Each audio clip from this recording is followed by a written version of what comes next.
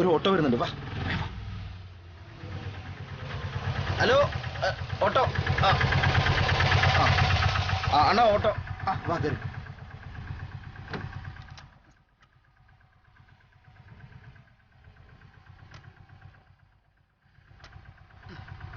അണ്ണാ, ഈ ഫാമിലിക്ക് താമസിക്കാൻ പറ്റിയ ഏതാவது ഹോട്ടലിലേക്ക് പോകുമ്പോ? ശരി സാർ.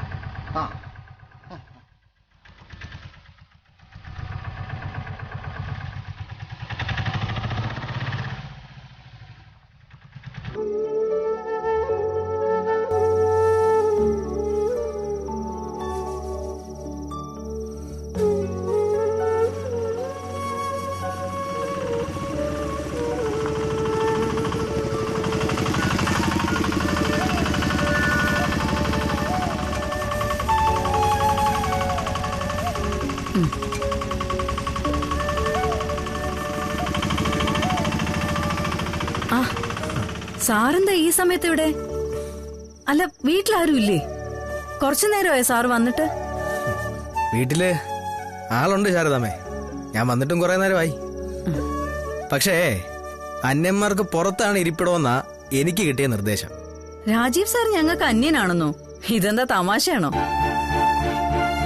ആരാ ഈ നിർദ്ദേശം തന്നെന്ന് മനസ്സിലായില്ല. അതൊക്കെയുണ്ട്. സത്യം പറഞ്ഞാ ഈ കുടുംബത്തിൽ ഒരാളായിട്ട് തന്നെയാ ഞാൻ സ്വയം പരിഗണിച്ചിരിക്കുന്നത്. അതാണ് എപ്പോഴും ആഗ്രഹിക്കുന്നതും. പക്ഷേ എന്തു പറ്റി?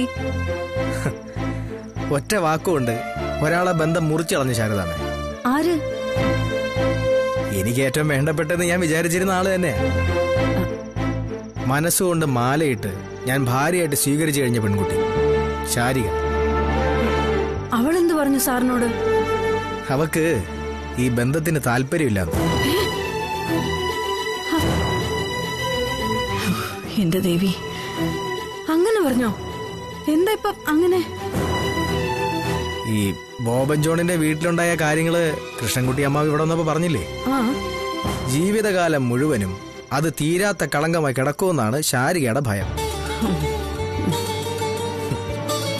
ജീവിതം നിത്യനരകമായിട്ട് തീരാതിരിക്കാൻ എന്നോട് വേറെ കല്യാണം കഴിച്ചോളാൻ പറഞ്ഞിരിക്കുക. എന്റെ നന്മയ്ക്ക് വേണ്ടിയുള്ള ഉപദേശമാണ്. ഇവളെന്തേ കാണിക്കുന്നത്? എനിക്കൊന്നും മനസ്സിലാവുന്നില്ലല്ലോ. എനിക്കും അറിയത്തില്ല ശാരദാമ്മേ ഇനി എന്താ വേണ്ടെന്ന്. കല്യാണം നിശ്ചയം സംസാരിക്കാൻ തക്കലെ നിങ്ങോട്ട് പുറപ്പെടാൻ ഒരുങ്ങിയിരിക്കുക എന്റെ അമ്മയും അമ്മാവനും ഒക്കെ.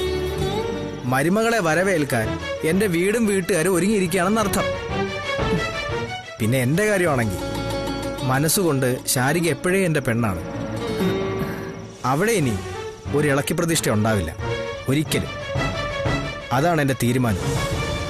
അയ്യോ, ഇത്രയൊന്നും സംസാരിക്കേണ്ട കാര്യമൊന്നും ഇല്ല സാറേ. അവള് എന്തോ അവളുടെ ബോധക്കേട് കൊണ്ട് പറയുന്നതാ. ഈ ഹോട്ടലും ഇതിന്റെ ചുറ്റുവട്ടമൊക്കെ അല്ലേ അവള് കണ്ടിട്ടുള്ളൂ. തെറ്റായിട്ടൊന്നും സാറ് കാണരുത് പ്ലീസ്.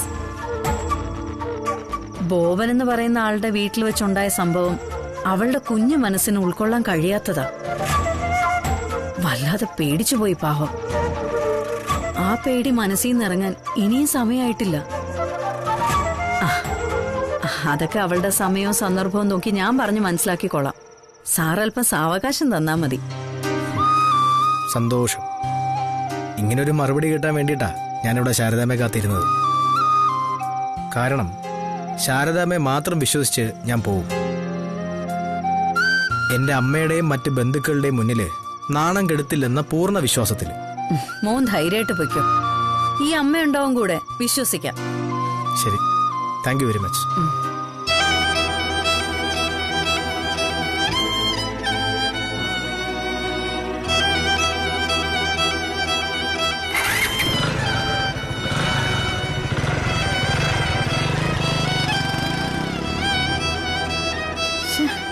ഈ പെണ്ണിത് എന്തു ഭാവിച്ച?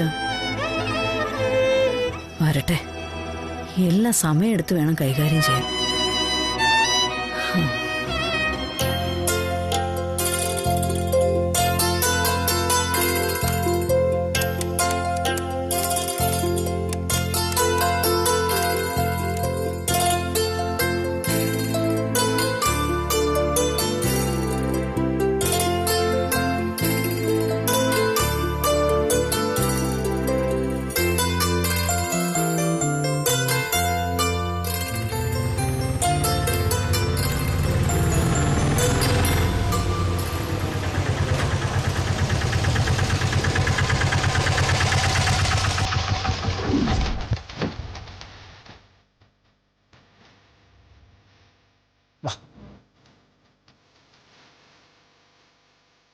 அண்ணா எவ்வளோ ஆச்சு?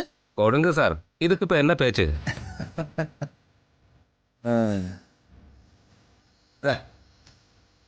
பார்ப்போம்.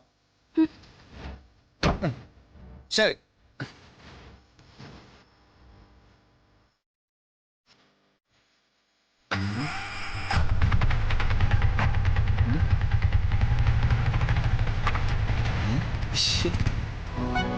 എടോ എടോ താനെന്താ ഒരുമാതിരി പന്തം കണ്ട് പരിചയ പോലെ?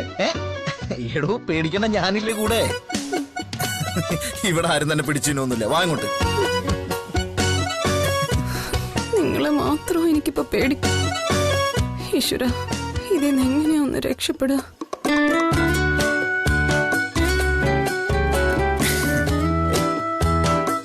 എടോ തന്നോട് വരാൻ പറഞ്ഞില്ലേ? എന്തോ ഇത്, ഇങ്ങോട്ട് വാ. Good evening sir. வணக்கம் வணக்கம். நாங்க கேரளா வந்து வந்திருக்கு. அப்போ நாளை இங்க ஒரு டெஸ்ட் இருக்கு. அப்போ இந்த நைட்டுக்கு ரூம் கிடைக்குமா? கிடைக்கும் சார்.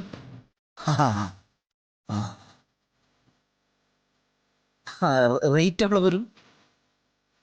കാര്യം പാത്തുങ്കോ sir. Couple sir. Honeymoon package select பண்ணட்டுமா? வேணாம் வேணாம், ஹனிமூன் ஒன்றும் கிடையாது. அது நாங்க இங்க டெஸ்ட்டுக்கு தான் வந்தேன். ஓகே சாரி சார், தப்பா எடுக்க கூடாது. அந்த ரூம் நல்ல வசதியான ரூம், அதுக்கு தான் சொன்னேன். அது மதி, அது மதி. അല്ലേ അത് മതിയില്ലേ? മതി മതി. 1 or 2 റൂം സാർ? ഒരു റൂം. അല്ലല്ല, 2 റൂം.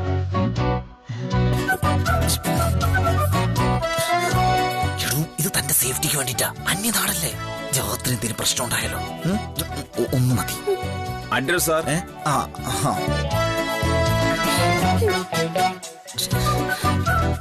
ID proof, sir?